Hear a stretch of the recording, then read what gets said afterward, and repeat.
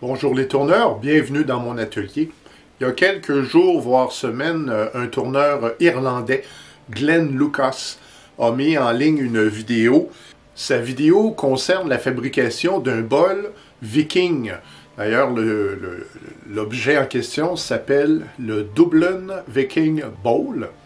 Et puis, voici une pâle tentative de ce genre de bol. La particularité de cette vidéo, c'est qu'elle est assez longue, elle est de 2 heures.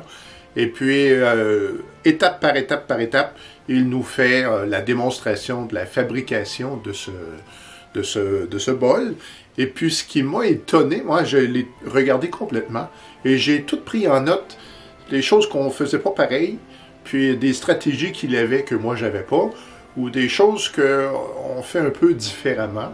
J'ai pris ça en note et puis j'ai voulu mettre ça en pratique.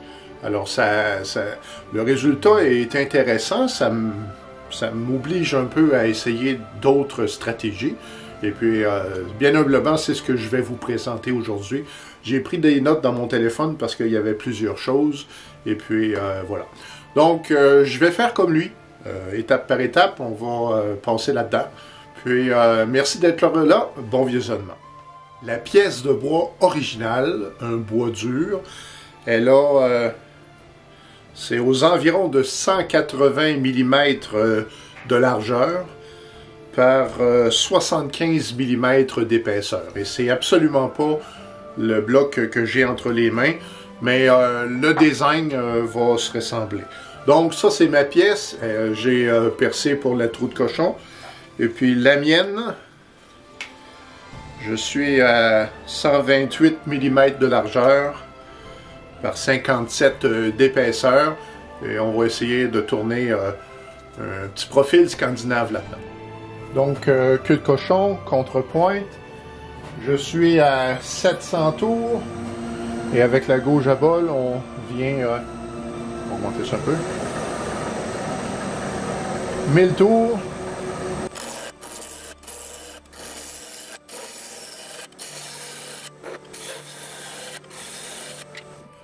Un rappel, ce qu'André Martel appelle l'angle de glisse, c'est que le tranchant de l'outil soit présenté à 40-45 degrés de la pièce. Ça donne un tranchant optimum.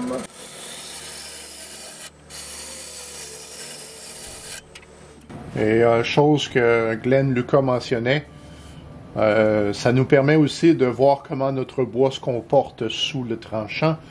On vérifie si j'ai du grain qui tourne. Et puis j'ai un petit caractère naturel ici que j'aime bien. Ensuite de ça, on vient usiner les deux faces, aplanir plutôt, régulariser.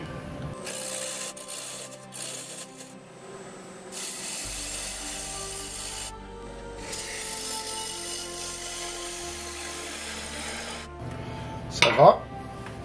On trace le tenon. Alors, en ce qui me concerne, c'est un crayon de construction. Et lorsqu'il est déposé sur la contrepointe, je trace le cercle. Il est parfait du premier coup. Pour l'épaisseur de mon tenon, ça c'est un petit gabarit que j'ai. Je vais... ne prendrai pas le tenon complètement, ma pièce elle est petite. Donc un tenon de 5 mm. Ouais.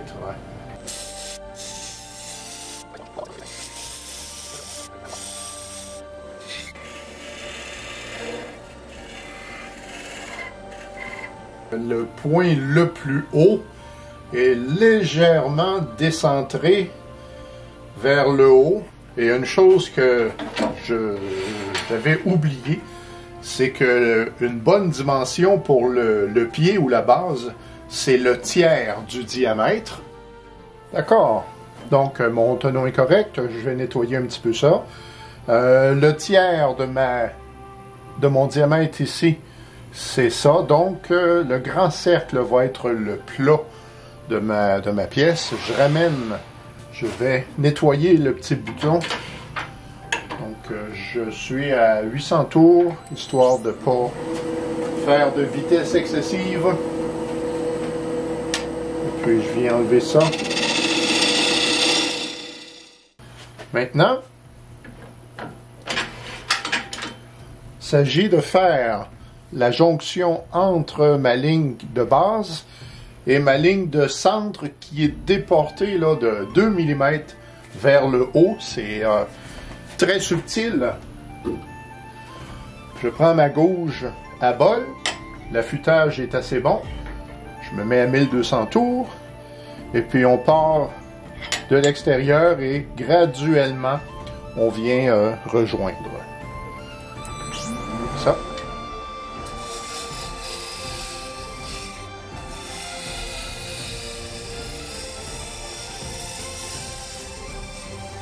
C'est un bois très dur et ça fait de la poussière. Je vais mettre mon masque.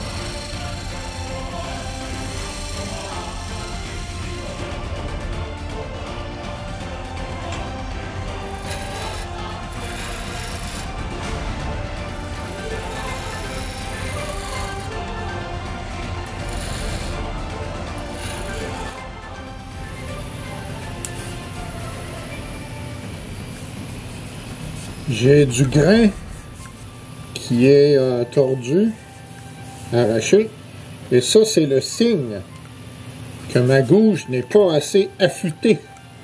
Je vais m'occuper de ça tout de suite. Donc effectivement, après un réaffûtage de ma gouge, la situation s'est améliorée. Et puis ce qu'on doit remarquer, c'est que le grain tordu ou mal tranché, c'est le bois qui est en bout de grain, parce que les côtés sont beaux et le bout de grain se coupe moins bien. Et c'est pour ça que ça nous prend une gouge bien affûtée.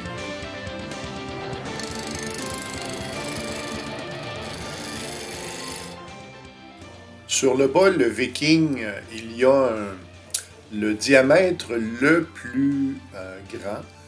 Et au centre, plus ou moins 2 mm vers le haut. Il est très légèrement décentré. Donc, vous voyez ma ligne de centre, qui va être le diamètre le plus gros, et la ligne à l'extrême gauche, c'est ce qui deviendra le bourrelet. Alors, actuellement, j'essaie tranquillement de joindre tout ça. Et vous remarquez, à partir de maintenant, que je coupe le grain à contre-grain.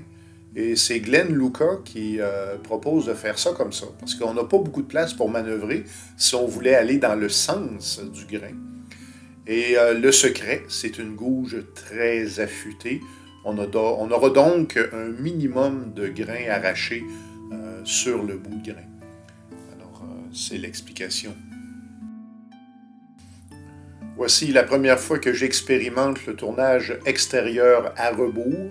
Et pourquoi j'essaie ça?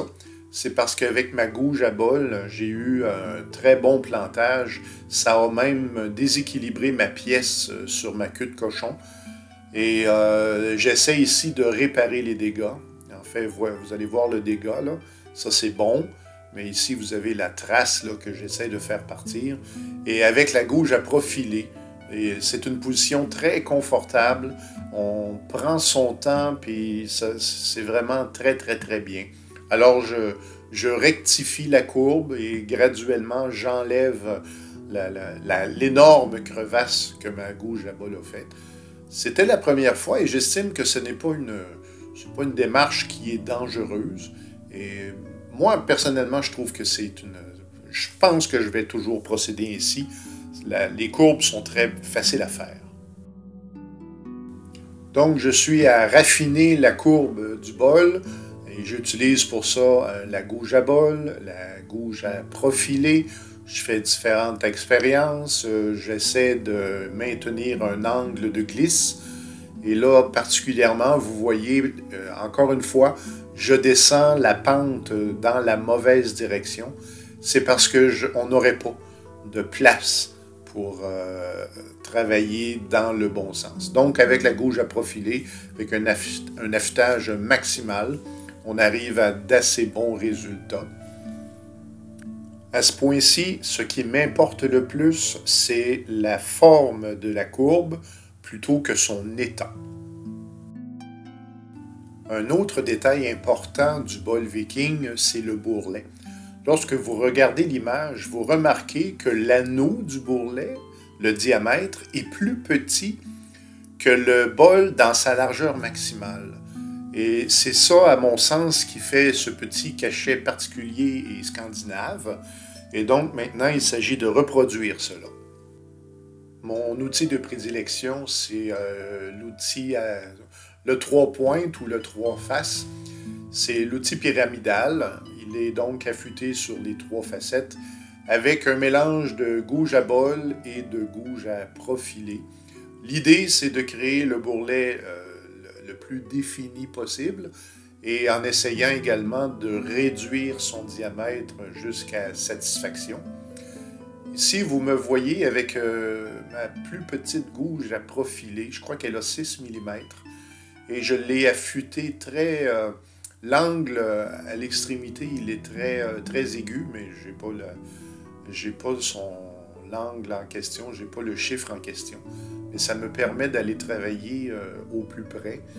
Et puis, ça demande une bonne concentration pour ne pas faire d'encoche, justement. Vous venez de voir, ici, c'est l'outil de Cindy Drozda, le Vortex. Je suis encore en train de jouer avec. C'est pas mon outil préféré, mais le résultat parle.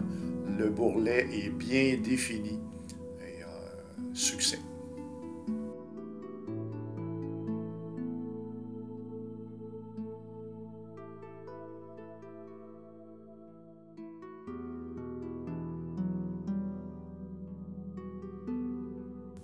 Donc, à ce point-ci, le bol est retourné, il est pris au mandrin par le tenon.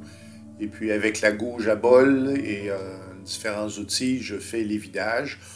On vise une paroi aux environs de entre 5 et 8 mm d'épaisseur. Et puis, tantôt, quand j'ai eu ma morsure de gouge à bol, eh bien, ça a décentré un peu mon travail. Et je dois être attentif parce que le joint se fait sur le bourrelet. C'est-à-dire que ma pièce extérieure elle ne tourne pas rond, alors que l'intérieur, lui, tourne rond. Et je vais donc rejoindre ça au bourrelet. Maintenant, j'utilise ma gouge de fond. C'est une gouge qui a un nez pas tellement prononcé. Et effectivement, elle sert à aller travailler le fond. J'ai essayé un deuxième affûtage dessus avec un petit peu plus d'angle, mais c'était pas mon goût. Je suis revenu à mon affûtage d'origine. Et puis, ce que j'aime bien de cette gouge, c'est que le milieu, là, on réussit assez bien à l'enlever. J'utilise ici mon racloir en cuillère pour aller enlever les montagnes et les vallées au fond du bol. Et puis, je me suis surpris à penser, est-ce qu'on peut suivre le sens du grain à l'intérieur du bol? Et dans le cas du bol viking, la réponse est oui. C'est-à-dire que je dois partir du haut du bol pour aller rejoindre le milieu, et ensuite de ça, partir du fond du bol pour aller rejoindre le milieu. Un peu comme on le fait quand on tourne à l'extérieur d'une pièce.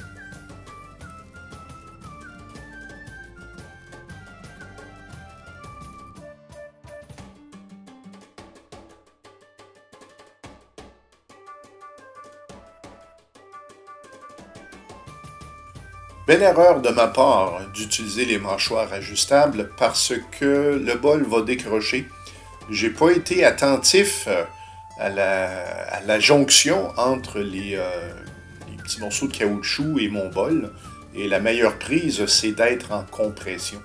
Vous avez vu ma stratégie, j'ai pris 4 bouchons de caoutchouc des mâchoires et je les ai mis directement sur le mandrin. Comme je suis en extension, il faut être délicat, il ne faut pas craquer le bol. Et donc, avec toute la délicatesse possible, il s'agit d'enlever maintenant le tenon et de faire un plat régulier. Durant ce projet, j'ai appris à, je vais dire, prendre mon temps, davantage de temps pour faire les coupes. Et vous voyez ici un peu le résultat de ça. La dernière chose que je veux, c'est de me faire prendre et que la gouge morde. Alors, volontairement, je prends de très petites bouchées, très fines bouchées. Puis, je crois que les professionnels, c'est aussi un peu leur façon de faire. C'est pas le temps d'arriver à la fin du projet et de tout briser. Pour enlever les quelques traces d'outils et de tranchants, j'utilise mon racloir en épée. Et encore une fois, en tournant à revers, à rebours, je peux suivre la délicate courbe que j'ai créée. Même opération ici avec le racloir en cuillère qui est plus, comme il est négatif, il est plus délicat. Et encore une fois, après le ponçage, je termine avec les disques à bras longs jusqu'au grain 4000.